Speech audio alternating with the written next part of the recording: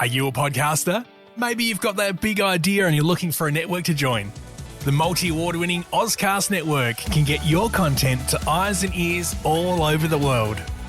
Join now for the first month free, and you could be featuring this sound at the beginning of your podcast. Ozcast. Simply head to ozcastnetwork.com for details. Ozcast.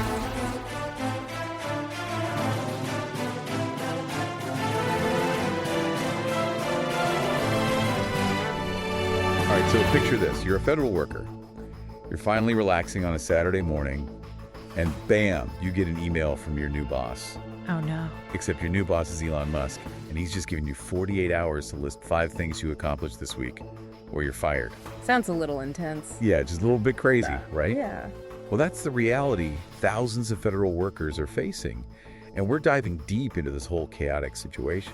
It's definitely a fascinating case to try and unpack, and today we're going to break down all the details for you using excerpts from an AP News article. Awesome. That really captures the uncertainty and confusion that's going on. Yeah, and just to set the scene, President Trump has tapped Elon Musk as his cost-cutting czar, heading up this brand new department called DOGE. The Department of Government Efficiency. You can't make this stuff up. No kidding. And Musk is not wasting any time. He's got his own ideas about how to make the government efficient. Right. And his first move was this email ultimatum to every single federal employee. Yeah, demanding they list 5 accomplishments from the previous week within 48 hours. I mean, what even counts as an accomplishment in some of these roles? That's a really good question. And that's where a lot of the confusion comes from, because different agencies are interpreting this mandate in wildly different ways, leading to a real sense of disarray. For sure. Like, initially, the Department of Health and Human Services told its employees to just go ahead and comply with Musk's request. Yeah. But then they kind of hit the brakes and cited security concerns and potential breaches of attorney-client privilege. Wow. And ultimately, they told some employees to pause activities related to Musk's email, talk about mixed signals. Yeah, what are you supposed to do with that? Right. It just shows a lack of forethought and coordination in this whole rollout. Yeah. Imagine being a federal employee trying to navigate the situation. It's no wonder why people are feeling stressed and confused. Totally. And honestly, a little insulted, too. Yeah. I mean, the acting general counsel for HHS, Sean Keaveney, actually said employees felt insulted by this email, especially after many had just worked 70-plus hour weeks. That's rough. That quote really speaks volumes. It's not just about efficiency. It's about respect or the perceived lack thereof. Right. And it just brings up all these questions about what kind of impact this is going to have on morale and the actual work being done. And it's not just HHS agencies like the FBI, the State Department, the Pentagon, and Homeland Security all told their employees to just ignore Musk altogether. Wow. So they're just like, no. Yeah. That's wild. It seems like even agencies led by Trump supporters aren't on board with this. Yeah, it's like he inadvertently unified these different agencies in their opposition to his methods. Totally. A fascinating power struggle going on. So what's Musk's justification for this whole prove your worth email? Well, according to his posts on X, he believes there's widespread inefficiency in the federal government. He even suggested that there might be dead people collecting paychecks. Wait, dead people on the payroll, that seems a bit out there, doesn't it? It certainly raises eyebrows. And it's worth noting that he hasn't provided any evidence to back up that claim. So it's more of a hunch than a proven fact. It seems that way. Okay. But even if we take his concerns about inefficiency at face value, his approach has really sparked some backlash, and not just from the usual suspects. Right. Even Republican Senator John Curtis from Utah is speaking out, urging compassion for these federal workers. Oh, wow. He said, and I quote, "These are real people. These are real lives. These are mortgages. It's a false narrative to say we have to cut and you have to be cruel to do it as well." It's a powerful statement, for sure, challenging that dehumanizing way we talk about government spending and efficiency. Yeah. It reminds us there are real people and families who are affected by these decisions. Absolutely. It's a good reminder that we're not just talking about numbers here. This is impacting real lives. Yeah. And this whole email incident isn't happening in a vacuum. It's part of a larger trend of downsizing and upheaval within the federal workforce. That's right.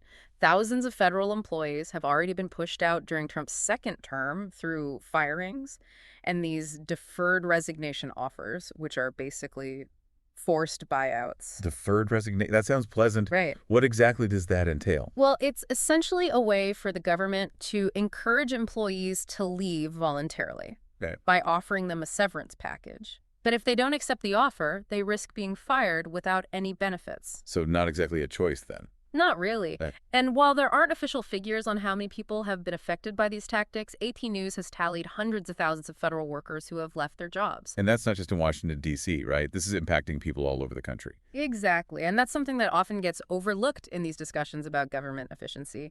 The decisions made in Washington have ripple effects that are felt far and wide. So we've got this chaotic email mandate agencies pushing back political blowback and a larger context of downsizing and forced departures.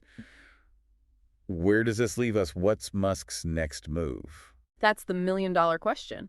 And while he's facing a lot of resistance, he's not backing down. He's defending his actions, calling the email a very basic pulse check to ensure efficiency. A pulse check. That's what he called it. Okay. He even doubled down on his claims about government inefficiency, stating on X that many government employees do so little work that they don't even check their email. Wow. Okay, so it seems like we have a real clash of philosophies here. On one hand, you have Musk's laser focus on efficiency, seemingly at any cost. And on the other, you have concerns about due process worker rights and the potential consequences of such a disruptive approach. It's a situation that's raising a lot of questions and, frankly, a lot of anxieties. So where do we go from here? Well, that's what we'll be exploring in the next part of our deep dive. We're going to unpack the potential legal challenges, the impact this could have on the delivery of essential government services, and what this whole saga might mean for the future of the federal workforce. Yeah, okay, so we've laid out like the groundwork, Musk's mandate, the chaos, the pushback. Right. But now let's talk about the fallout. Yeah. This isn't just like a Washington drama. This could have real consequences for everyday people. Totally. The ripple effects of this situation could extend way beyond the federal workforce itself. Yeah. We're talking about disruptions to government services, legal battles, Uh-oh. and even just a shift in the public's trust in government. Okay, so let's start with the legal side of things. Okay. You can't just demand, like, thousands of people justify their jobs on a whim, right? Well, that's what unions representing federal workers are arguing. Okay. They're gearing up for a major legal battle, claiming his actions violate labor laws and due process rights. So this could actually end up in court. What are their chances of winning? I mean, they've got some strong arguments, the short notice, the weekend delivery, the lack of clear criteria for what even counts as an accomplishment. Right. It all just seems very arbitrary, maybe even punitive. And what about the whole privacy and security angle? I mean, some of the work that federal employees do is top secret, right? So could forcing them to disclose details of their activities even be a risk? That's another major concern, demanding people share sensitive information without... Are you a podcaster? Maybe you've got that big idea and you're looking for a network to join. The multi-award-winning Ozcast network can get your content to eyes and ears all over the world. Join now for the first month free, and you could be featuring this sound at the beginning of your podcast. Ozcast. Simply head to ozcastnetwork.com for details. Proper safeguards. Right. It could compromise national security. It's a real legal and ethical minefield. Okay, so legal challenges seem pretty much guaranteed. What about the impact on morale? Right. We talked about how people are feeling insulted and demoralized. What happens if that just continues? Well, imagine you're a dedicated, experienced civil servant. You've poured your heart and soul into your work, and then you get this email essentially accusing you of being a slacker and threatening your job. Ouch. How motivated would you be to stay? Yeah, not very. I could see how this could lead to a mass exodus of talent. Exactly, and that's what they call a brain drain. Oh, yeah. When skilled and experienced people leave, it takes a toll on the entire organization. And in this case, we're talking about the federal government. Right. The entity that is responsible for things like national security, public health, the economy. So it's not just about cutting costs, it's about the quality and stability of the whole system. Exactly. And this brings us to another important point. The potential disruption to government services. Okay. We're talking about everything from processing tax returns and social security checks Right. to ensuring food safety and, yes, national security. Yeah, if you lose experienced people or you create a climate of fear and uncertainty, things could really start to break down. Absolutely. We're already seeing signs of this happening at the Pentagon in USA, where thousands of employees have been forced out. Wow. These cuts are happening so rapidly, and it's just unclear if there are even adequate plans in place to ensure continuity of operations. It makes you wonder if Musk has kind of bitten off more than he can chew. With this, I mean, could this whole efficiency drive actually backfire? It's a very real possibility. I mean, think about it. If people are constantly worried about their jobs and being scrutinized, they're likely to become risk averse. Yeah. They'll just focus on keeping their heads down and avoiding any missteps, rather than innovating or taking initiative. That doesn't sound very efficient. Not at all. In fact, it could actually lead to a decrease in productivity and effectiveness. Wow. And when you factor in the potential loss of institutional knowledge and experience, the long-term consequences could be pretty significant. It's like dismantling a complex machine without understanding how all the parts work together. Right. You might think you're streamlining things, but you could end up breaking the whole system. That's a great analogy, and it highlights the need for a more nuanced and thoughtful approach to government reform. Yeah. One that recognizes the value of experience and expertise, not just cost-cutting measures. So we've got potential legal battles brewing. We have the risk of a brain drain and the possibility of disrupted government services. Yeah. It paints kind of a bleak picture, doesn't it? It certainly raises some serious concerns, but it's important to remember that this situation is still unfolding. The legal challenges haven't been resolved, and it's possible that Musk could modify his approach in response to the pushback he's facing. So there's still hope that things could turn around. There's always hope. Okay. But even if things do settle down, the question remains, what will be the lasting impact of this whole ordeal? Will the drive for efficiency come at the expense of other important values like fairness, due process, and the quality of government services?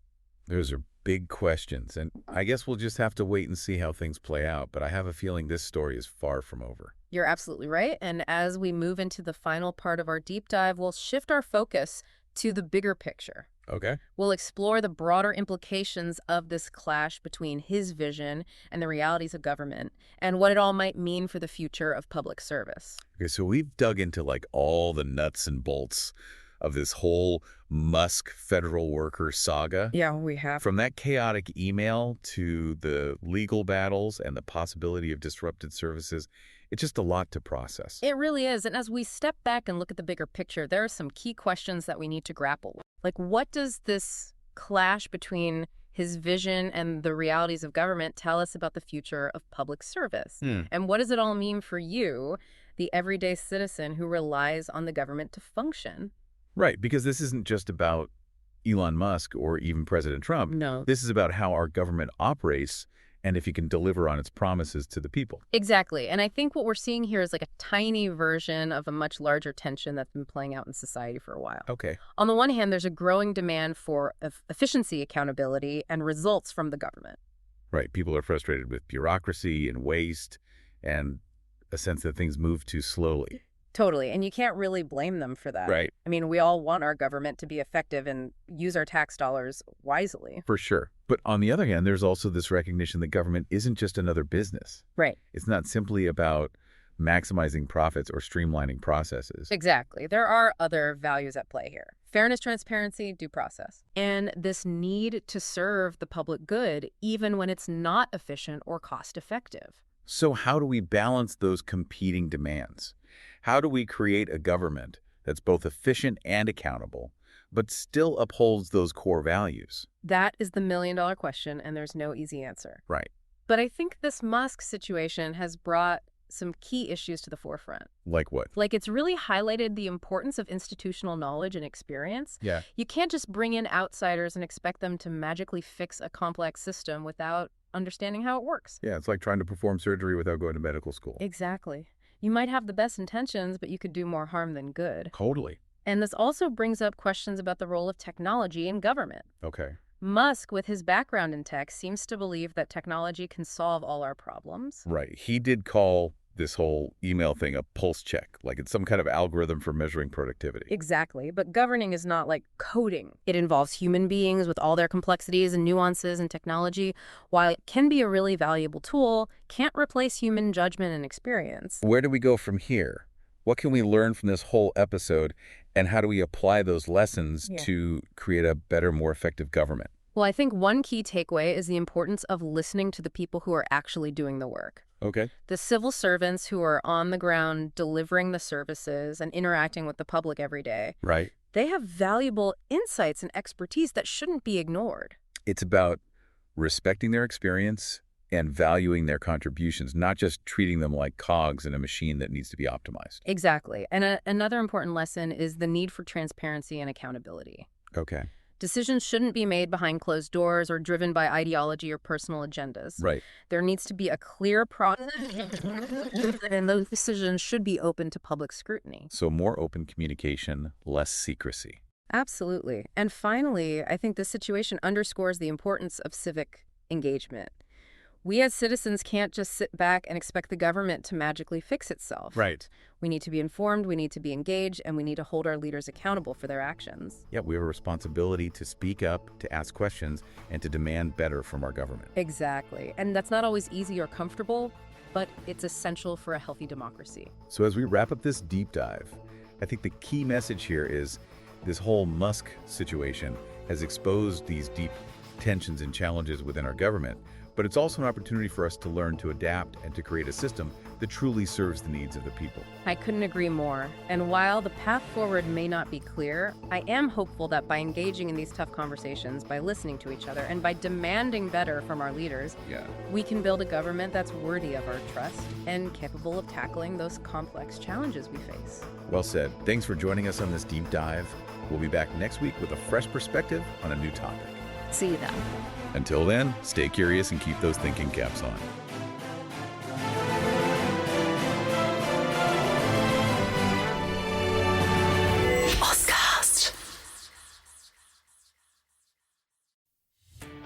Are you a podcaster? Maybe you've got that big idea and you're looking for a network to join. The multi-award-winning Ozcast network can get your content to eyes and ears all over the world. Join now for the first month free, and you could be featuring this sound at the beginning of your podcast. Ozcast. Simply head to ozcastnetwork.com for details.